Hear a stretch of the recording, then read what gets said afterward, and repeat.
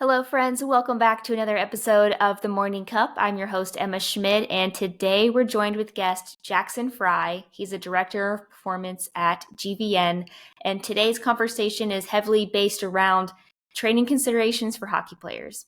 And so it was really fun to pick his brain about what he's learning, what methods he uses, and how he got into training hockey players, especially since that wasn't what he started off as playing himself as a kid.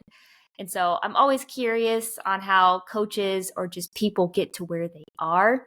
I hope you guys enjoy this episode as much as I do. Let's go ahead and get into it.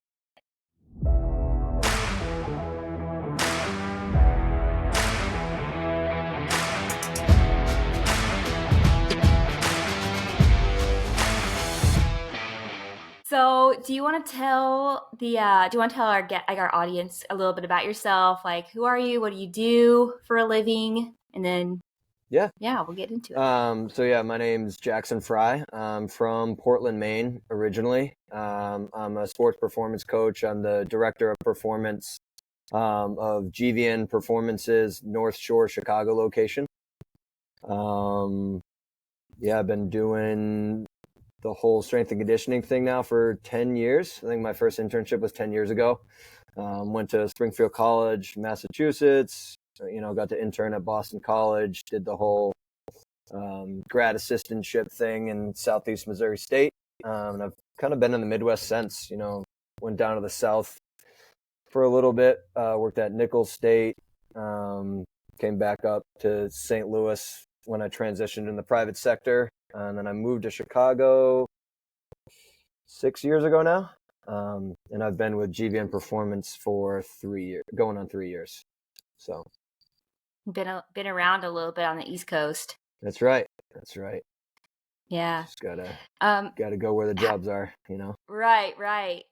So I know you work with hockey players now. Mm-hmm. Is that who you had been working with, like in your grad assistant position, or is that more of a recent thing for you? Yeah, so my first internship was in Saco, Maine, at the Orthopedic Associates Performance Center, and that was very hockey focused. If anyone knows who the Portland Pirates are, I don't even know if they're a team anymore, but they used to have their off ice at that facility, and there was a big hockey summer program. And then at Boston College, I got to work with hockey. But then for my grad assistantship, I actually was in charge of baseball. Primarily in tennis. So no hockey at Southeast Missouri State, as you guys could probably conclude. And then when I was down at Nichols State in Louisiana, I helped out with football and all that stuff, but my focus was basketball, which was actually the sport that I played growing up.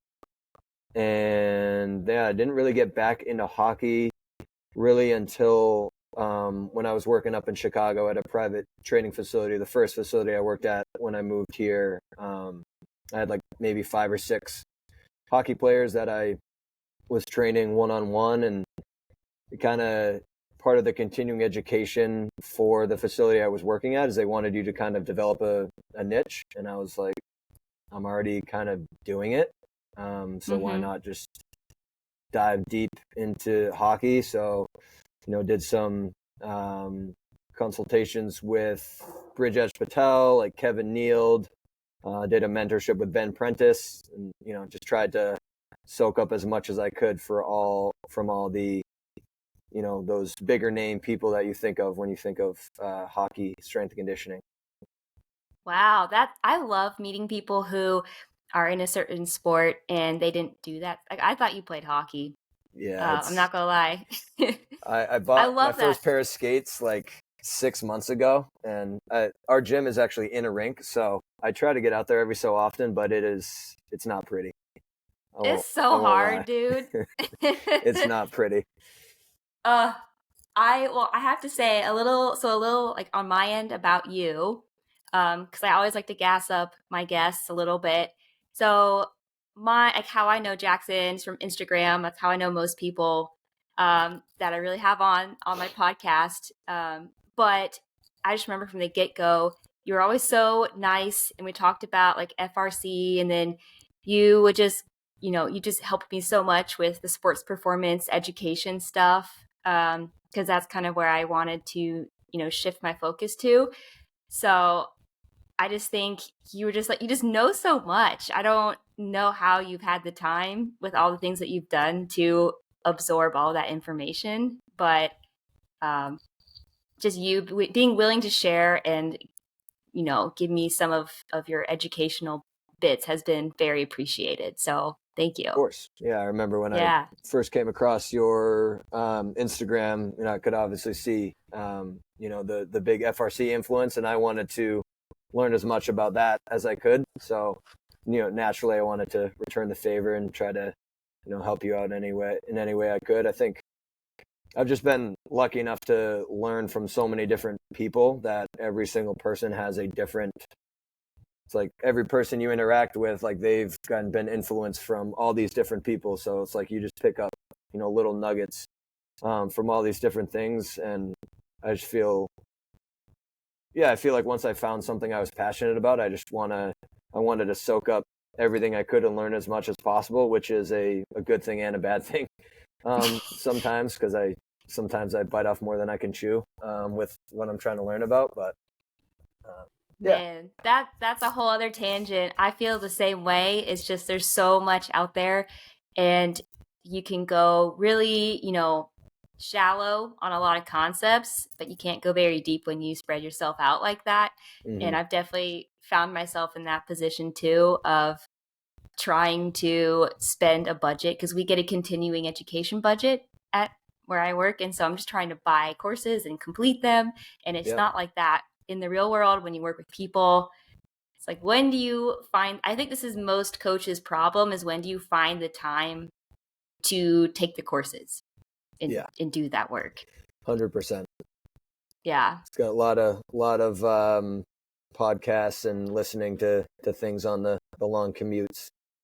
For sure. Yep. I try to, really take advantage of the 45 minutes each direction as much as I can. So that's a good one. But yeah, at a certain point, like there's some things where you'll start it and it's maybe if it's something that you had the time to, you could get through in a couple of weeks, but it ends up being, 5 or 6 months. You just try to do the best you can.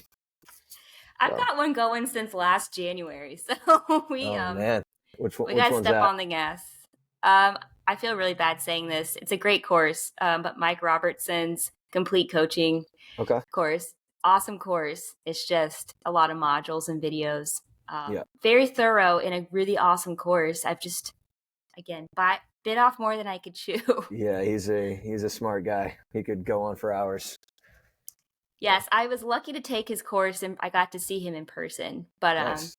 I know you also mentioned Kevin Neild, and he's a good friend of mine too. And I think the world of him as well. I want to give him a little shout out on the show. He's just, again, one of those people like yourself who you are very well established, but both of y'all take the time to speak with people like me, for example, or other people, and just kind of give little tidbits of advice. I think that goes just showing that you care and give the time of day to do anything goes such a big way. For sure. Yeah. All right. Well, I want to do a quick little icebreaker. All right. So, number one, let's see, what is the first one? Number one, what is your go-to hype song? And second part of that question, what's your favorite lift? All right. So, hype song. So are we talking like the song that I would be playing, like if I were trying to go for a PR, or just like overall, like just a song that kind of gets the juices flowing? I originally was like thinking PR song, so let's go with that. Yeah. So I would say anything by Disturbed, but specifically probably like Stricken or like 10,000 Fists. Like really, I mean, there's definitely much heavier rock than that, but I definitely want something that's gonna like really kind of get me going. A side of me that a lot of people don't see all that often, because we don't play the heavy rock too much in there, but if I'm going for a big lift, it's either going to be on the speakers or in my headphones. So I love that. I'm a big fan too. Good choice. And then as far as the lift goes, stick with what you're good at. I mean, I think I'm not like crazy strong in any one lift, but I'd say deadlift is for sure my best lift. So I would say deadlift and then throw on some disturbed. Oh, that's a deadly combo. Yeah. I like that's a good time. Mm-hmm. Absolutely. I want to come hang out with you when you do that because that sounds great. Yeah. Come on through. I think for me too, deadlift. I think a lot of people are squat or deadlift. Mm-hmm. I don't know many people who like both the same amount. I don't know about Yeah, you. I've had a lot of issues with my ankles. So maybe if I hadn't had those, I'd like squat a little bit more. I do like to squat, but I'd say deadlift is just comes a little bit easier to me. So I'll go with the deadlift. Let's go with it. I love it. I love it. Yeah. So I kind of wanted to pick your brain a little bit on your experience with hockey players. I know you Mm-hmm. kind of told us that you've had a little bit of a diverse background with different athletes, but I'm really interested in what you're doing right now at GVN. And like currently, are you working with more like junior level guys? Yeah, it's a pretty wide spectrum. So here on the North Shore in this facility, we do team training for like Wilmette and Winnetka club hockey, in like some local high schools in the area. So those were going down to like the squirt or the mite level. And if you're unfamiliar with hockey, that's going to be like as young as like 9 or 10 years old sometimes. And then throughout the summer, that's kind of when the older, kind of higher level players will be coming through. So in my facility, we'll have a couple pros here, but I'd say of the bulk of the clients are going to be more in that 14 to 20 years old, kind of in that Okay. range. And in hockey, once you hit like 16 or 17, if you're kind of like the cream of the crop, you're already playing juniors. So whether that's, for the national team development program, which, that's kind of like GVN. We are the like official training partner for the NTDP, the National Team Development Program. So that's in Plymouth. So we do have a pretty good connection there. So I have some of those players train here, the ones that are local to Chicago. But yeah, I'd say the bulk of it is going to be in that 13 to 14 range through college. Nice. So do Yep. you train? Is it more of a facility where guys will just kind of come to you from different teams, or do you train teams as well?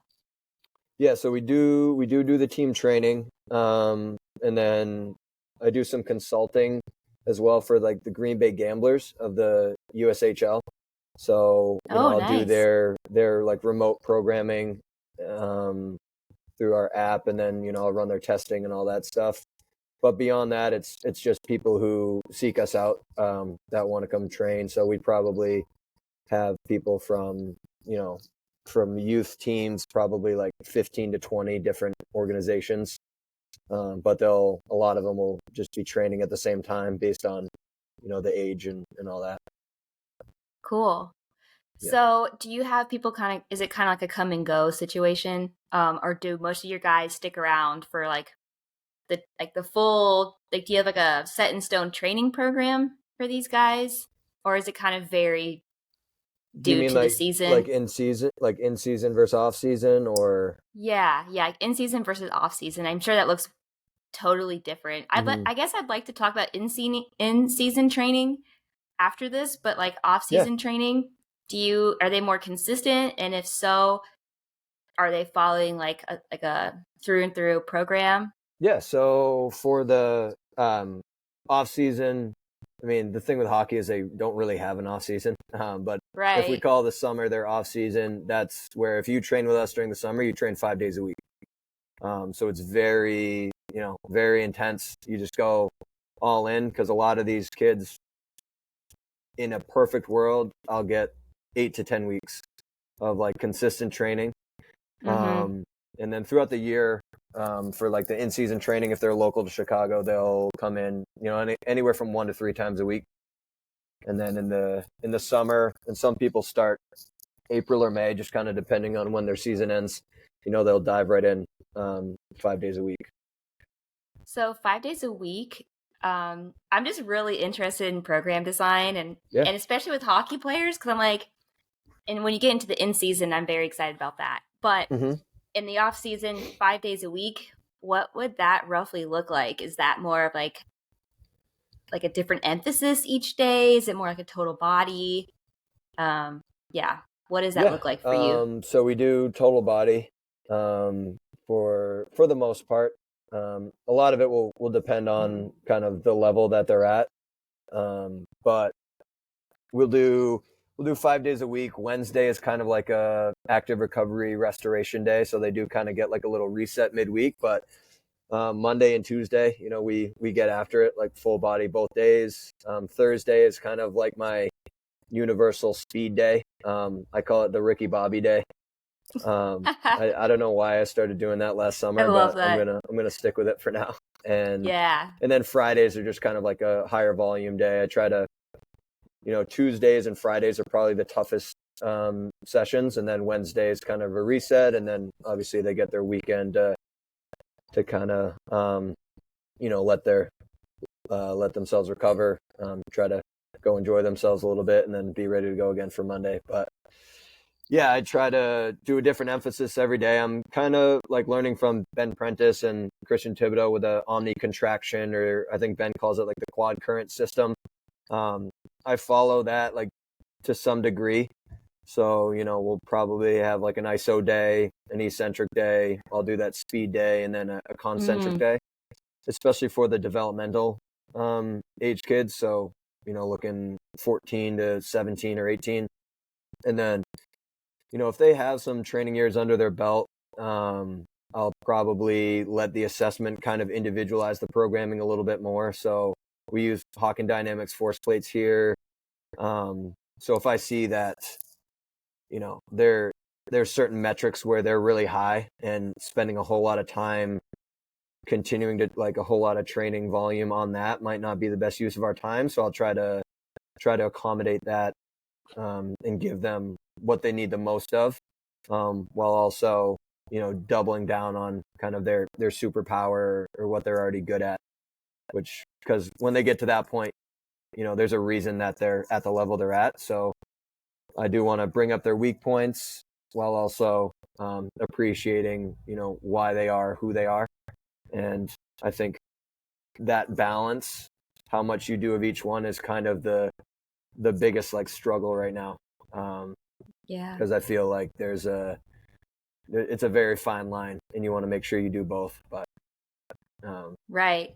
Yeah, went on a bit of a tangent there. No, please. I'm here for all the tangents. I'm interested in what you were talking about, like the eccentric, isometric, and concentric day. Yeah. I don't think I've ever heard of this. What is that called? So like, what's Christian the method? Thibodeau, it's like the omni contraction.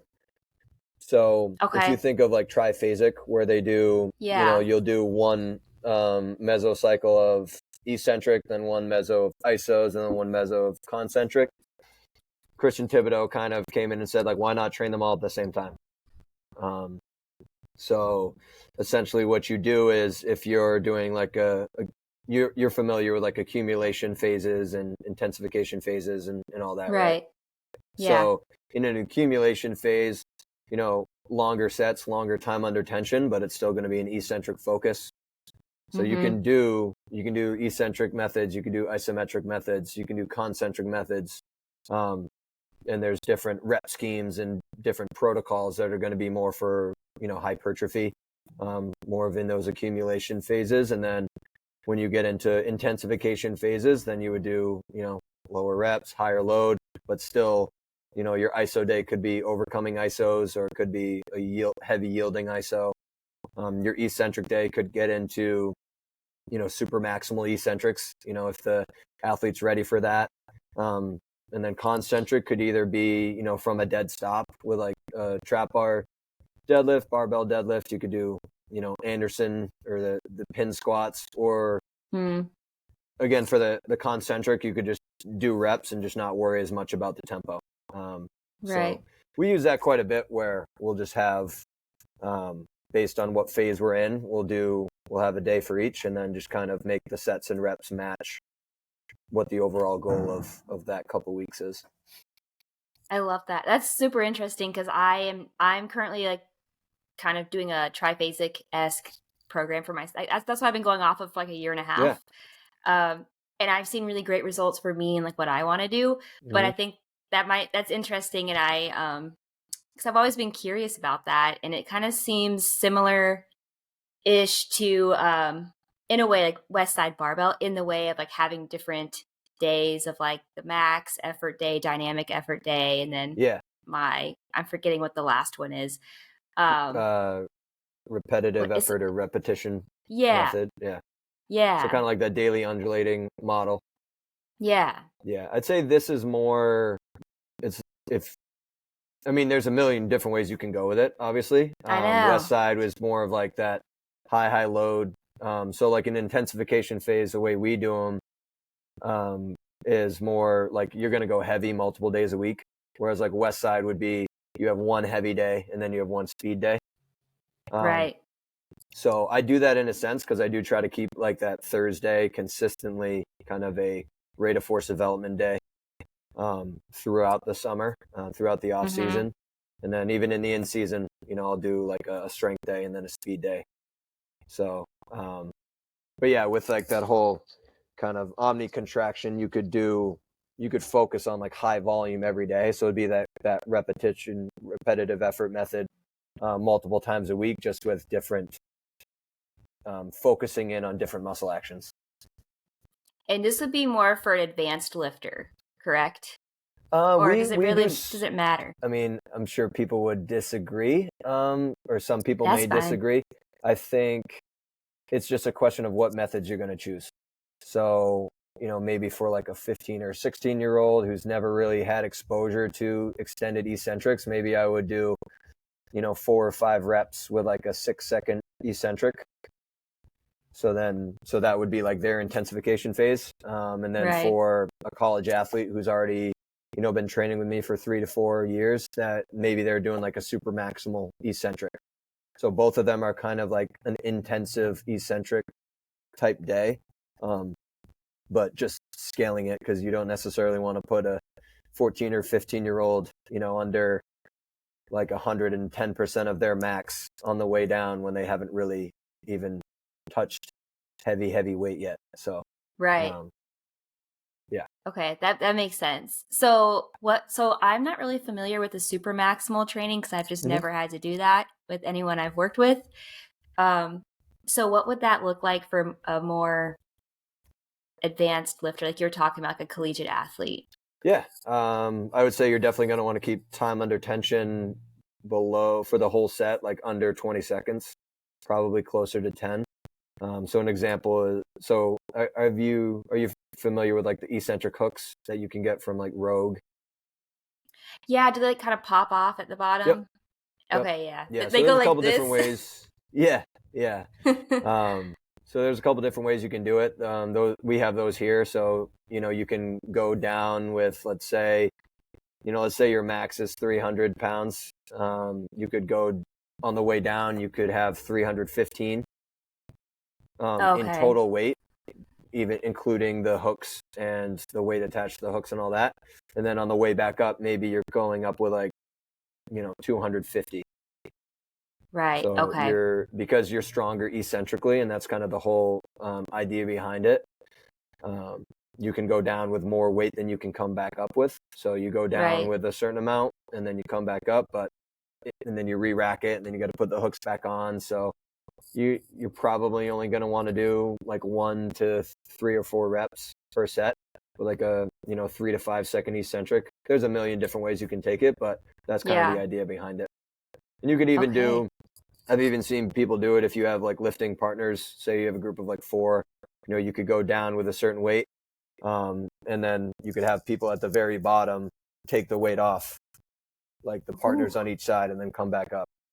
Or if you're able to do, hand supported, you could go down with a certain amount of weight and then just use the hand support to help yourself get back up. But then it's harder to kind of quantify how much you're pushing back up in the concentric phase. Right. I think the option of taking it off like just makes me think of like a pit stop on like a Yep. race car, like NASCAR, just like Oh yeah. how you got to time that shit just right, you know? Yeah, yeah.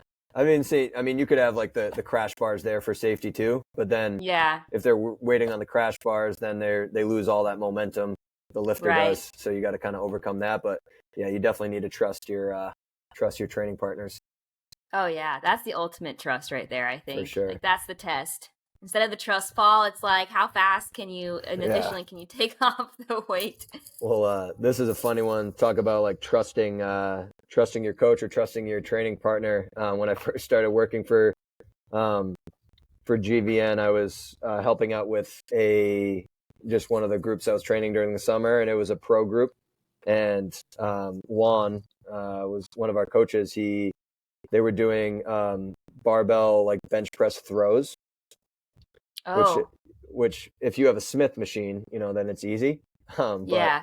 I was spotting this guy who plays in the AHL, and essentially he just comes down and just chucks it, and I gotta catch it at the top, and it's like, Oh yeah, my I'd never done gosh. that. I had never done that before, so I'm just like, I've never been more dialed in on something in my life, Oh and my just like make sure you gosh. like catch it right at the top. Um, but yeah, you kind of get that like ballistic stimulus there. So that's another one you really got to trust your partners with. That's terrifying. I think that one's even scarier. How much weight are they throwing? Not Is too it like much. just Yeah, like the bar the or a little bar. I think the most I've had people do is like 95 pounds. For some of the okay. stronger guys, yeah, it's definitely Yeah. definitely not a crazy amount of weight, but yeah, I remember one of the first times I did, I was like, kind of felt like my bicep kind of lock up a little bit. So I got to switch your hands so you're not trying to hurt yourself. But I know, like a little like sidebar here with like coaching, I've talked about this before of just like it's such a physically demanding job to an extent of mhm. I don't know about you on your normal day, but I'm like picking up and putting away weights often. Yeah, And like the stronger your clients get, unfortunately that's more for sure. more weights that you're picking up and putting away. Yeah. Even So with I the can even with the movement stuff, because I try to do a lot of like actual agility drills. So yeah, you're doing it with a partner, you're reacting to someone, and let's say you have a group of 7 and you want them in groups of 2. It's like lace them gotta up, get in there. exactly. So Get in there, coach. chasing around people a lot more athletic than I am is always fun. That is fun. Yeah. Yeah, I will say I've liked seeing the drills that you do also on your stories and stuff. Where thank do you. you get your inspiration from? Um, so with with that stuff, I've started to learn a lot more, and I think this started when I took the ALTIS Need for Speed course, where Mm, just understanding that sport at its core is a problem solving endeavor, where you're just trying to find movement solutions to the problems that you face. That's really the core of it. So trying to bring that to the training as much as I can. It's really hard to recreate things that happen in hockey, obviously, in a right. weight room. But, you know, at the end of the day, you're trying to create time and space, or you're trying to take away time and space. So if you can find some drills where people are having to dodge and evade or create separation, just try to get creative with some of that stuff. And reading the vector system from the guys from Elon, Nick DeMarco and Jordan, was really, really good. And they actually have this full, like their YouTube is literally like a library of these types of drills. So that was I'm really writing a good note. to learn some drills from them. So, yeah, I think those, and then one of the things I'm working on continuing education wise is doing the movement academy through emergence. So like Sean Mishka, um, a lot of people are familiar with. So that's kind of learning that ecological dynamics framework and trying to, keep things, one of their, keeping things coupled, perception and Mm, action, and trying to keep the athlete coupled with their environment as much as possible rather than just stripping away all context. right? Like if Right. you're telling someone to run fast, instead of telling them to run fast, like have someone chase them, and then you don't even need Yeah. to tell them to. And it just becomes Right. a lot more real for the athlete. So I've I tried love to that. kind of sprinkle in some of that as well. When I'm editing this, I'm gonna write down all of these and like link them. Probably I'm gonna try and link them all in the notes Yeah, because this is super valuable information. So thank you for all the resources. of course. There's Yeah, so many these days, so it's really hard to. I mean, there's so many good ones too, but you would just want to make sure you're not just learning a whole bunch of things that you're not ever going to be able to apply. But I I feel like know. every 5 minutes a new course pops up online, especially kind of going through COVID and so many people had to, create more revenue. I think that's when a lot of really good coaches who you wouldn't necessarily have heard much from are, putting all of this really, really good content out there. So, Oh yeah. Oh yeah. I've definitely noticed it since kind of COVID and beyond of just the evolution of, mm, like you've been saying, all the courses that are out there. So I think if I had to give my 2 cents on my own podcast, I would just say like pick one or two big ones and just focus on that for the entirety of it instead of getting excited about something else yeah, and doing I that. fall victim to that all the time. And then I'm constantly telling myself, I'd probably benefit more from redoing a course I've already done because, there's so much in there, especially like the ALTIS Need for Speed. I feel like I could do that course 20 times and pick up something new every time. I've been someone else referred that to me. So, and I've written that in my phone notes. So I need to, that's one of them, but I've been on Conor Harris's Biomechanics for a few months here and I'm only on week 3. So I'm on week 3 too. you're taking it too? Yep. Okay, this is Yeah. awesome. We could be little Upper like study body buddies. mechanics, right? Upper body mechanics. Yeah, Yeah. yeah. Wow. Okay, we'll have Slowly but to. surely. I've had to rewatch some of those videos. Oh I'm yeah. not gonna lie. You got to be Yeah. able to like Anyone? just put yourself in a room with no distractions in order to kind of really absorb this stuff. Yeah. No windows. No fun. No phone. No, Just no literally fun. immerse yourself. Yeah. No fun. Anyone listening who doesn't know, we're talking about Conor Harris is very PRI centric. I enjoy it because he makes it easier to understand, even though it's still pretty like the pelvis week was pretty rough. I'm not Yep. gonna lie. Um, Shoulders a little better, or like upper extremity, upper limb. Mm, And he has so much free resources on YouTube, so I've been just like absorbing his free stuff too. But yeah. again, time is the issue when it comes down to it. 100%. Yeah.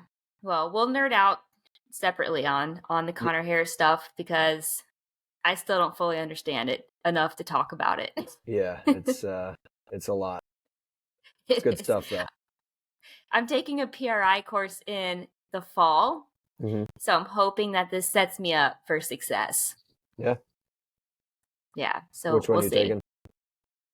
I think it's pelvis. Gotcha. I think, or it might be respiration. I can't remember what I did. I Yeah. signed up for it last year. I feel like your So, brain's gonna hurt after that one. have you taken any of the PRIs? I took the fitness and movement integration. It's like an affiliate course. This is probably like Mm. 7, 8 years ago now, when I was in St. Louis. But other than that, I've just kind of, picked stuff up secondhand. Oh, gotcha. Yeah. But that Yeah. was a good one because it was like dipping your toes in the water, rather than just throwing you in the deep end. Because I think if I were to go like full on, I would just, my brain would shut down, I because know for me, yeah. yeah. I was gonna say for me, like I can't even. I'm still having a hard time with nutation and counter nutation, like from week 1. Hmm. I never fully understood that, so that's something that I have to. I don't know. I need to get my hands on a pelvis Yep. model and just go through the motions of it a million times. Yeah. I think. One of the I don't. one of the coaches that rents space from us, so he's all done with the Conor Harris thing, but he has a pelvis model, and Sometimes he like leaves it around. Like, dude, you got to put this away. Can't just leave a pelvis lying around the gym. You forgot your pelvis. Yeah. Things are expensive too. I know. Yeah, I'm not buying one of those. I'll just use his. There you go. There you Yeah. go. Maybe one day when I get the funds to do so. That's right. Okay, well, this is great because actually that was one of my questions was what are you nerding out on? So Yeah, I'm too much. I just I'm like fully in on this like fascial mechanics for sport from Danny Foley. So that one just came out, and I took his Fascia Chronicles course before. It's unreal. So that one, the Movement Academy one from Emergence, I think I'm like 2/3 of the way through that one, and then the Conor Harris. So if anyone's listening, don't do 3 courses at once. Yeah. well, um, I want to go back a little bit and finish up the conversation of program design. So we kind of talked about off season in quotations. Moving into in season, this is something that's always intrigued me about the sport of hockey is how the heck do you train? Because their games are so frequent. Right. So yeah, I guess you can go ahead and elaborate on this. That's just my question. Is like, how do you do this? Yeah. Obviously everything is driven by the schedule, in season. Like your job is to complement the sport. So, if anything is going to take a back seat, it's the weight room. So you just have to go into it knowing that. And something is always better than nothing. So if they can get in 1 day a week, or great. If they can get in 3 days a week, awesome. So if they are on kind of a regular schedule where they play mostly on weekends, it makes it relatively easy. Just kind of going with if you're going to do any sort of, tissue remodeling or hypertrophy, like functional hypertrophy or strength, I tend to do that earlier in the week, and then kind of having like that speed or rate of force development day later in the week. And if people do a 3rd day with me, I typically just kind of have it be maybe a little bit of upper body, more kind of movement quality focus, more mobility, just to not kind of give them too much in terms of stress. But at the end of the day, you need to complement what's happening in the game. So for like the Gamblers, Green Bay Gamblers, the team that I'm writing programs for, they have a brutal schedule. They are playing 3 to 4 games a week. They're traveling. There's a lot going on. So just making sure that you are kind of filling the buckets that they're not getting. I think a lot of people, when they think of a hockey and off-ice training, they think hockey specific, but these kids skate so much. Like even in the off season, I'm having, and this is a whole other tangent, but their season just ended, but now they're trying to figure out what team they're playing on next year. So let's say we have a 15 or 16-year-old, they're skating with 2 different teams for the spring. And then their mindset is more is always better. I got to go the extra mile. So they're working with their individual skills coach, or they're doing, there are so many skills coaches around, like really good ones. But I have a lot of people that train with me that skate with 3 or 4 different people. So it's April and their season doesn't start again until August or end of August, September, and they're skating 5 days a week. That's a lot. It's like, yeah, it's crazy. Point being, you don't need to give them more hockey specific movements because they're getting plenty of that.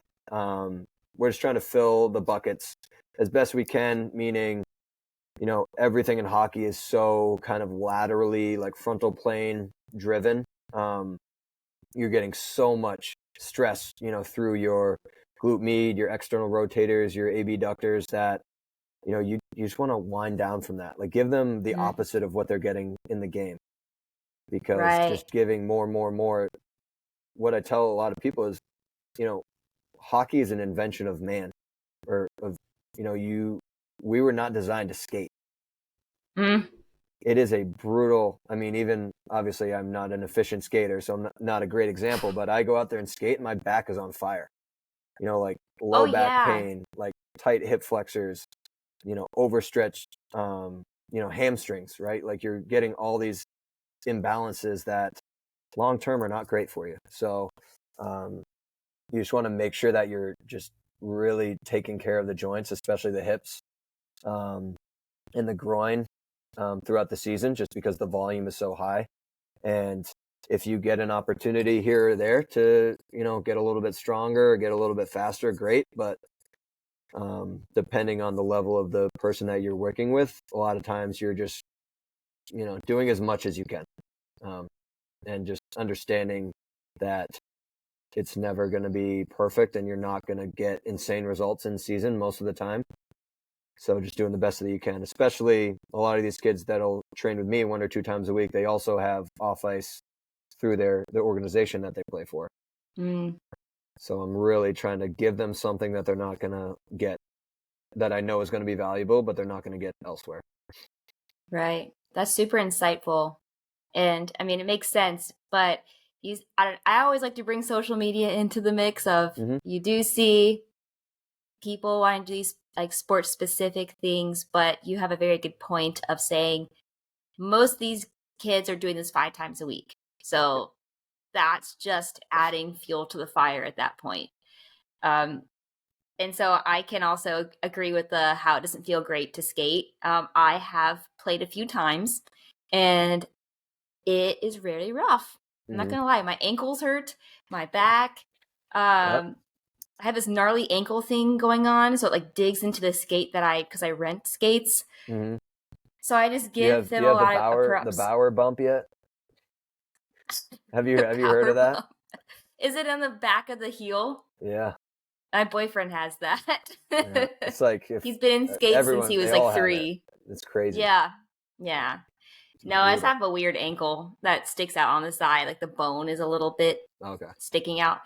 But yeah, I think that's super helpful. And I hope, people listening get a lot out of this because I know I am. I think you have to be so much more adaptable being a strength coach in a sport, especially like a highly repetitive sport such as like, running, skating, throwing, stuff like that.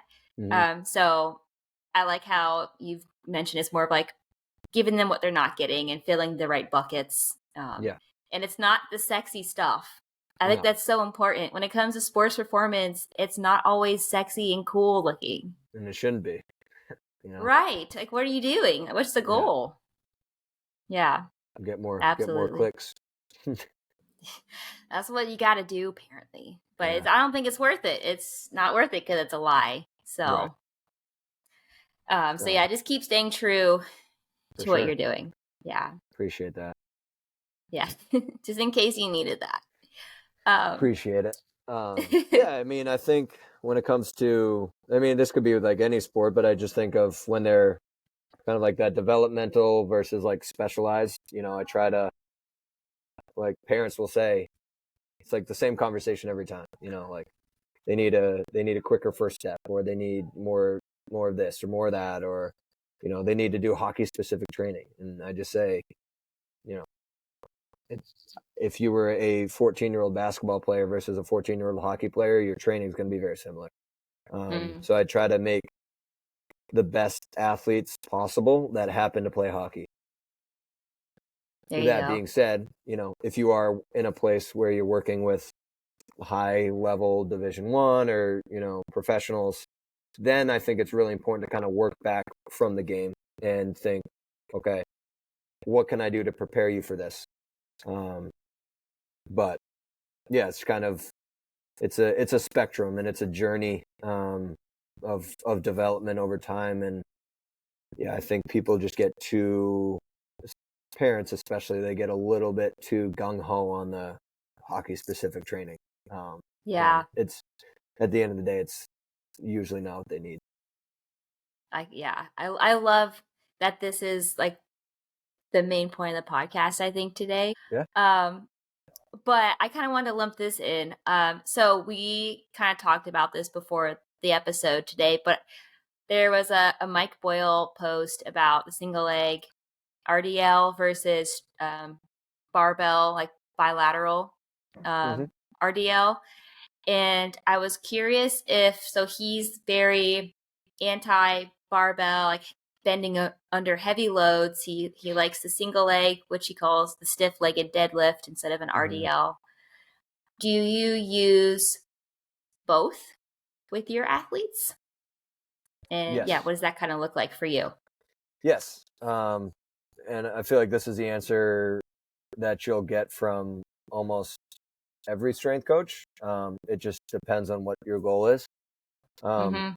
Personally, I don't think that having, some heavy load on your spine is the worst thing, um, especially if they just need strength and stiffness and just overall structure. Um, or they just need to, learn how to train. I think, the RDL is a good movement. And if you can load it heavy and you're not, and you're going to benefit from it, I think it's money. But I also do single leg. I'll even do, RDLs where you're maybe adding like a spiral component to it. It really just kind of depends on who's in front of you and what they need. If I kind of keep going back to it, but if you have a 14-year-old with no training age, like teach them how to hinge and progressively overload it. Right. If you are working with someone with a super high training age that doesn't need all this compressive load on their spine, maybe that's when you can add a little more variation. You can do like contralateral loading, ipsilateral loading. You can, RDL with a bend. You can add some rotation to it. I think there's a lot of different ways that you can go with it.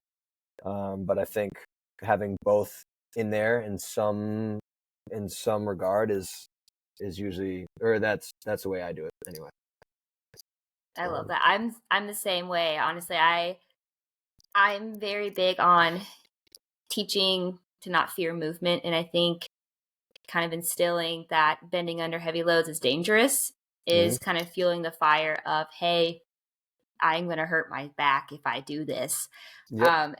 And especially for, athletes that have to withstand compressive forces and like high impact of like getting hit, I think why would you not set them up for success that way? I mean, if it's right for that person, Yeah. and especially even like with Gen Pop, it's the same thing. They're not hitting each other like that hard or at all, but Mm-hmm. they want to live a functional life. And I think giving them the tools to do things correctly and not fear certain movements is huge, because there's so many people who fear bending under heavy loads when in life you're going to be picking up a heavy box or something with two legs on the ground. Yep.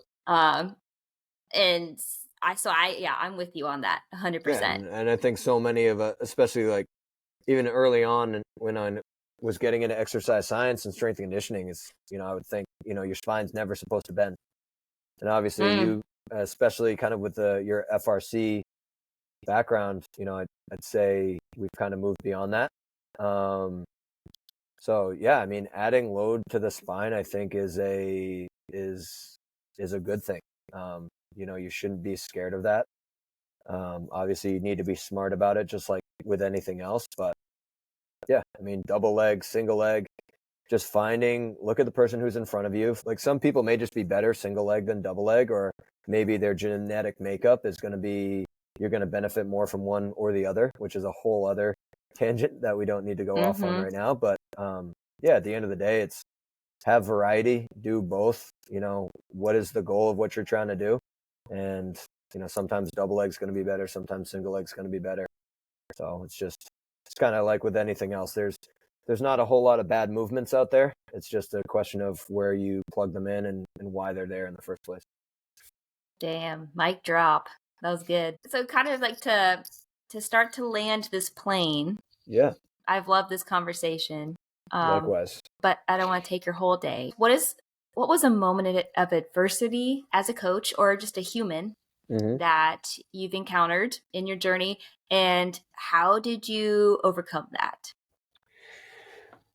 I would say when I made the transition from college to the private sector, when I got into this field, I thought college is, that's the way to go. When I first finished my undergrad, I had one grad assistant offer, and that was one that I didn't even get originally. I only got it because the person who did get it backed out.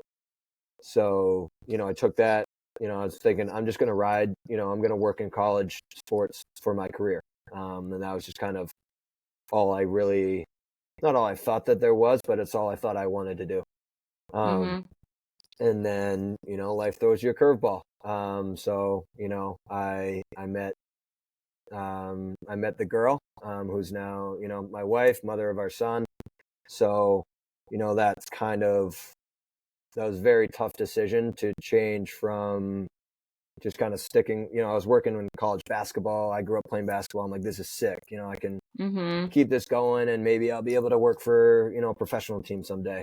But if you don't have work-life balance and if it doesn't line up with your long-term goals, it just wasn't the best thing for me. And that was definitely a big crossroads. And I left college and I had to work at a couple of training facilities that I wouldn't say they're bad by any means, but they were not going to be the forever place. So, I went through probably 3 to 4 years of doing some of what I did, but spending a lot of time doing things I wasn't as passionate about.